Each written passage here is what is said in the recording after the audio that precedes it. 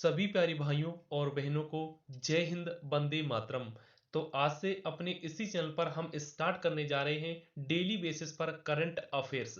तो आज जो ये करंट अफेयर्स का है ये फर्स्ट वीडियो आप लोगों को मिलने जा रहा है। अगर आप इस वीडियो सेशन को ज़्यादा से ज़्यादा लाइक करते हैं और सेशन को शेयर करते हैं तो निश्चित तौर पर हम आपको रोजाना इसी प्रकार का जो वीडियो सेशन है करंट अफेयर्स का वो रोजाना आप लोगों को प्रोवाइड करवाने वाले हैं। और आपको इस वीडियो सेशन में हूबहू वही क्वेश्चन देखने को मिलेंगे जो आपके प्राय एग्जाम सेशन में करंट अफेयर से रिलेटेड आप लोगों के पूछे जाते हैं। तो चलिए वीडियो सेशन को स्टार्ट करते हैं। और ये करंट अफेयर जो आपको मिलेगी ये आपका एसएससी, साथ ही साथ आपका जो वीएसएफ ट्रेड्समैन का, सीआईएसएफ फायरमैन का, सीआईएसएफ हेड कांस्टेबल मिनिस्ट्रियल का एग्जाम हो गया, इन सभी एग्जामों में यहाँ से क्वेश्चन आपको देखने को जरूर मिलेंगे। और साथ ही साथ अगर आप इस वीडियो की पूरी पीडीएफ पाना चाहते हैं तो मेरा जो टेलीग्राम चैनल है उसको ज्वाइन कर लीजिएगा, लिंक आपको डिस्क्रिप्शन में मिल जाएगा। तो चलिए आज का ये वीडियो सेशन स्टार्ट करते हैं। तो आज हो चुकी है 6 अप्रैल, तो आज से हम ये वीडियो सेशन को स्टार्ट करने जा रहे हैं। तो चलिए आ जाते हैं पहले क्वेश्चन पर। देख सकते हैं पहले क्वेश्चन में आप लोगों से कहा गया है कि हाल ही में चर्चा में रही शबनीम इस्माइल का संबंध किस खेल से है। Option A football, option B cricket, option C volleyball, option D यहाँ पर टेनिस। तो राइट ऑप्शन की अगर बात करें तो वो आपका हो जाएगा यहाँ पर क्रिकेट। चलिए इसको न्यूज सेशन में एक बार देख लेते हैं। ये आप लोग देख सकते हैं, यह है शबनीम इस्माइल और इनका संबंध है क्रिकेट से। ठीक है, इसके बाद न्यूज सेशन में आप लोग यहाँ पर देखेंगे तो बोला गया है दक्षिण अफ्रीकी पेसर शबनीम ने इंटरनेशनल क्रिकेट के सभी फॉर्मेट से लिया संन्यास। एक बात यहाँ से और क्लियर होगी कि जो शबनीम है ये आपके दक्षिण अफ्रीका की तेज गेंदबाज है, ये भी आपको ध्यान रखना है। इसके बाद आगे देखेंगे, बोला गया है दक्षिण अफ्रीका की तेज गेंदबाज 34 वर्षीय शबनीम इस्माइल ने इंटरनेशनल क्रिकेट के सभी फॉर्मेट से संन्यास लेने की घोषणा की है। शबनीम ने इसे लेकर एक बयान जारी कर कहा कि अब वह अपने परिवार के साथ ज्यादा समय बिताना चाहती हैं। 241 इंटरनेशनल मैच में कुल 317 विकेट लेने वाली शबनीम ने WPL 2023 में भी हिस्सा लिया था। ठीक है, तो ये भी आपको याद रखना है। चलिए अगले क्वेश्चन पर आ जाते हैं। क्वेश्चन नंबर हमारा दूसरा है आज का।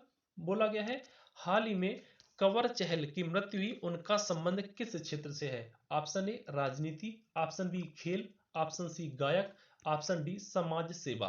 तो बात की जाए कंवर चहल की तो इनका जो संबंध है वो है गायन से।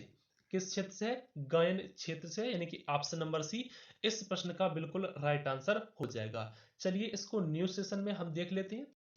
और ये जो फोटो आप लोग इस स्क्रीन पर देख रहे हैं यही है कंवर चहल। तो चलिए इनको न्यूज सेशन में एक बार देख लेते हैं। तो यहाँ से देख सकते हैं, बोला गया है पंजाबी सिंगर कंवर चहल का 29 साल की उम्र में हुआ निधन, मनसा में होगा अंतिम संस्कार। पंजाबी सिंगर कंवर चहल का गुरुवार को 29 साल की उम्र में निधन हो गया। कंवर के निधन के कारणों का फिलहाल पता नहीं चल पाया है। बकौल रिपोर्ट्स उनका अंतिम संस्कार पंजाब में मनसा में होगा। गौरतलब है कंवर ने अभिनेत्री व पंजाबी सिंगर शहनाज गिल के साथ में माझे दी जट्टी म्यूजियम एल्बम में काम किया था। ठीक है, चलिए अगले प्रश्न पर आ जाते हैं। Question number 3। तो आज का क्वेश्चन नंबर जो 3 है यहाँ पर बोला गया है हाल ही में ऑपरेशन कावेरी किस देश में भारत ने चलाया हुआ है। यानी कि अभी चर्चा में रहा है ऑपरेशन कावेरी। तो ये जो ऑपरेशन कावेरी है भारत ने किस देश में चलाया हुआ है। Option A Sudan, option B दक्षिण Korea, option C Chile, option D है यूक्रेन।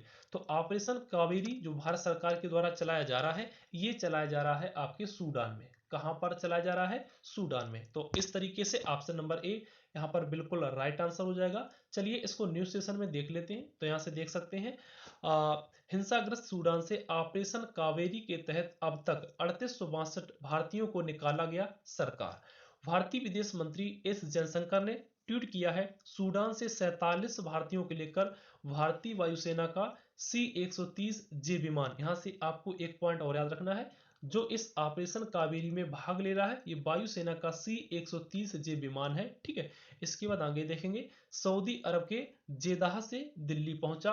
ऑपरेशन कावेरी के तहत हिंसाग्रस्त सूडान से 3862 लोगों को निकाला गया है। इससे पहले गुरुवार को सूडान से निकाले गए 192 भारतीयों को लेकर C-130J विमान अहमदाबाद गुजरात पहुंचा था। ठीक है, चलिए अगले प्रश्न पर आते हैं। क्वेश्चन नंबर 4 कह रहा है हाल ही में प्रकाश सिंह बादल का निधन हुआ, उनका संबंध किस क्षेत्र से है। ऑप्शन ए राजनीति, ऑप्शन बी गायन, ऑप्शन सी समाज सेवा, ऑप्शन डी खेल।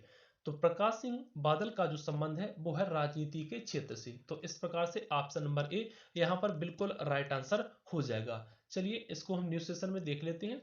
तो बोला गया है पंजाब में प्रकाश सिंह बादल की अंतिम अमरदास में शामिल हुए गृह मंत्री शाह समेत कई राजनेता। पंजाब के 5 बार के मुख्यमंत्री रहे, यहां से याद रखिएगा, देख सकते हैं 5 बार के मुख्यमंत्री रह चुके हैं प्रकाश सिंह बादल के पैतृक पंजाब में उनकी अंतिम अमरदास में गृह मंत्री अमित शाह, लोकसभा अध्यक्ष ओम बिरला व कांग्रेस नेता सचिन पायलट समेत कई राजनेता शामिल हुए। इस दौरान शाह ने कहा बादल साहब का जाना देश के लिए बड़ी क्षति है। बादल का 25 अप्रैल को निधन हुआ था। ठीक है, चलिए अगला प्रश्न देखते हैं, क्वेश्चन नंबर 5। तो बोला गया है हाल ही में चर्चा में रहा बांधवगढ़ टाइगर रिजर्व यह किस राज्य में है। Option A Assam, option B Uttarakhand, option C Manipur, option D है मध्य प्रदेश। तो बांधवगढ़ टाइगर रिजर्व जो है ये मध्य प्रदेश राज्य में स्थित है। तो इस तरह से ऑप्शन डी इस प्रश्न का बिल्कुल राइट आंसर हो जाएगा। चलिए इसको न्यूज सेशन में देखते हैं। ये देख सकते हैं ये बांधवगढ़ टाइगर रिजर्व है। यहाँ पर आधुनिक सभ्यता के कुछ प्रतीक यहाँ पर मिले हुए हैं।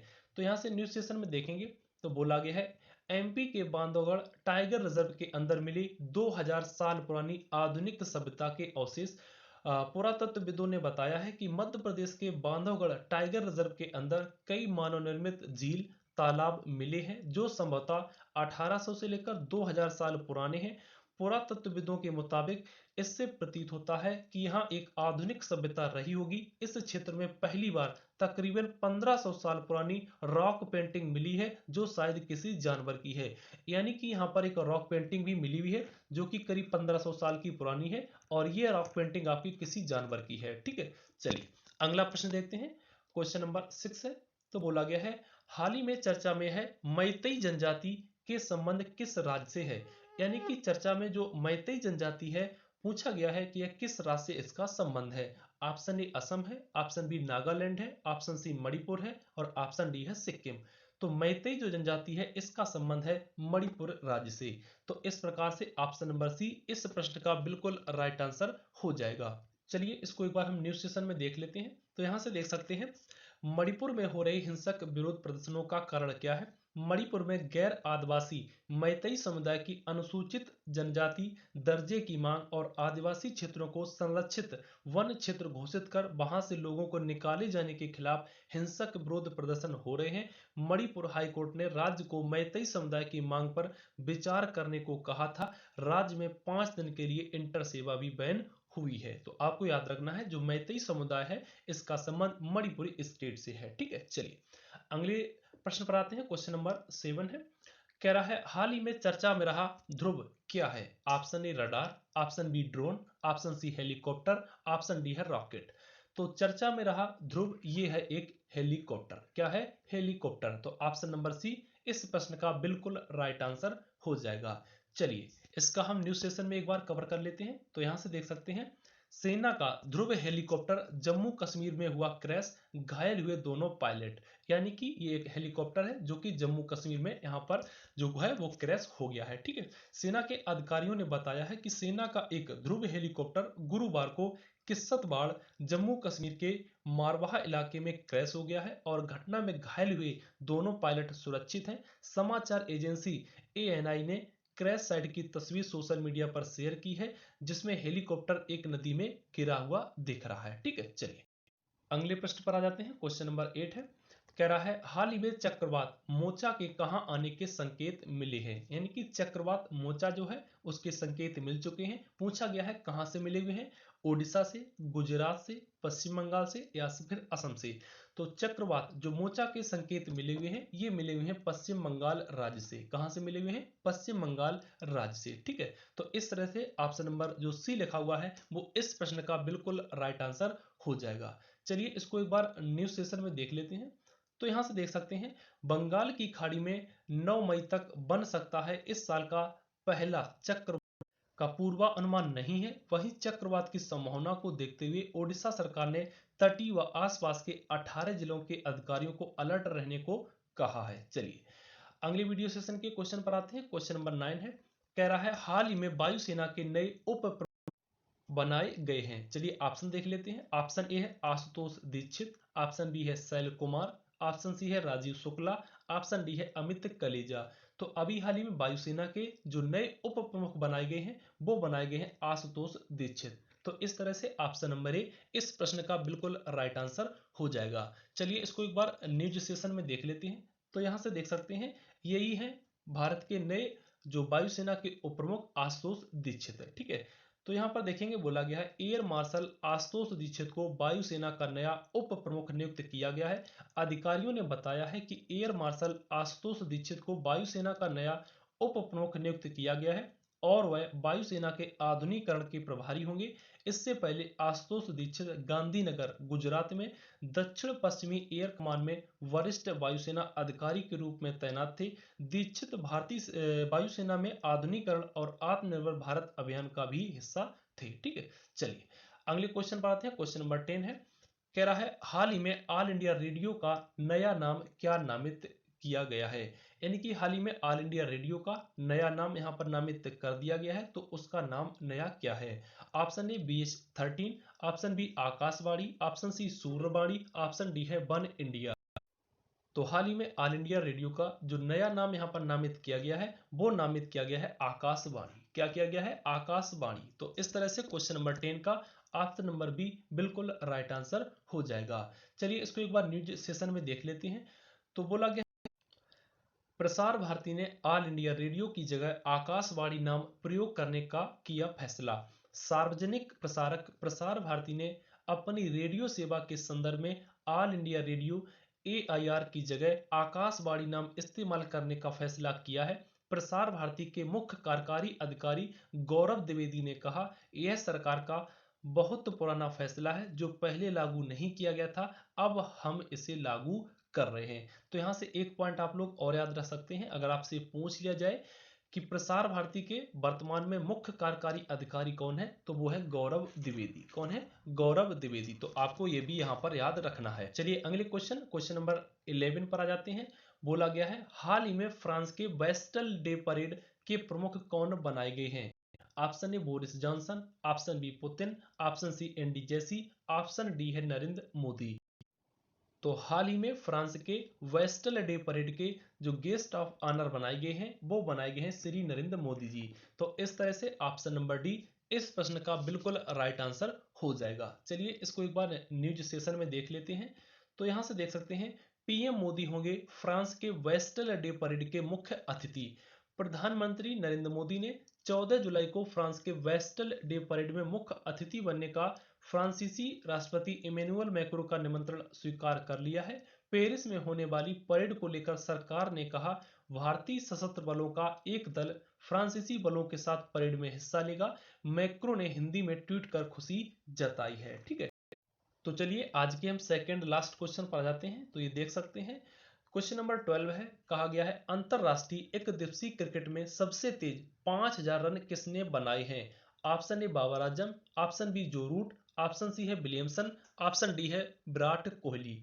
तो हाल ही में अंतरराष्ट्रीय एक दिवसीय क्रिकेट खेल में 5000 जो रन सबसे तेज बनाए हुए हैं वो बनाए हुए हैं आपके बाबर आजम ने। किसने बनाए हुए हैं? बाबर आजम ने। तो इस तरह से ऑप्शन ए यहाँ पर बिल्कुल राइट आंसर हो जाएगा। चलिए इसको हम न्यूज सेशन में देख लेते हैं। तो यहां से देख सकते हैं वनडे क्रिकेट के इतिहास में सबसे तेज 5000 रन बनाने वाले क्रिकेटर बने बाबर आजम। पाकिस्तानी कप्तान बाबर आजम वनडे क्रिकेट के इतिहास में सबसे तेज 5000 रन बनाने वाले क्रिकेटर बन गए हैं। 28 वर्षीय बाबर ने शुक्रवार को न्यूजीलैंड के खिलाफ चौथे वनडे में यह उपलब्धि हासिल की। 97 पारियों में इस मुकाम तक पहुंचने वाले बाबर ने पूर्व दक्षिण अफ्रीकी बल्लेबाज हाशिम आमला को पछाड़ा, जिन्होंने 101 पारियों में यह उपलब्धि हासिल की थी।